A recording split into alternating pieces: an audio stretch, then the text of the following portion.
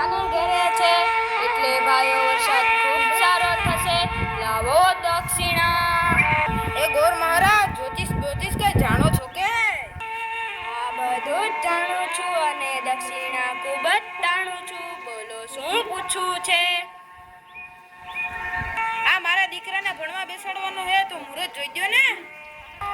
આમ તો મારાથી જાજુ ન કહેવાય, પણ મારા તળિયા વિનાનું ટીપણું એમ કહે છે કે ભણવાની વાત હોય ત્યાં મુહૂર્ત નહીં, પણ નિશાળ પસંદ કરવી તે જરૂરી છે.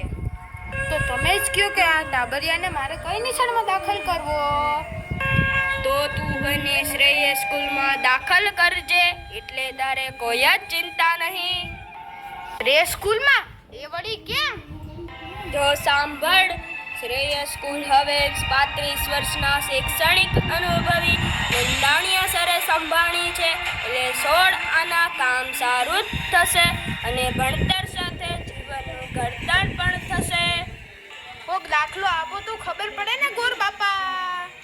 જો ભાઈ, એની પાસે મારો છોકરો ભણતો હતો, આજે તે ડોક્ટરનું ભણે છે અને મારા બાપા પણ એની પાસે જ ભણતા, તે પણ ઓફિસર હતા. તો તમે કેમ ના ભણ્યા? મારા બાપા પૈસાવાળા હતા, એટલે મને મોંઘી ફીવાળી શાળામાં બેસાડ્યો અને ત્યાં તો આપણને આવડે નહીં તોય 95 માર્ક જ આવતા. પછી કોણ ભણે? તો પછી શું થયું?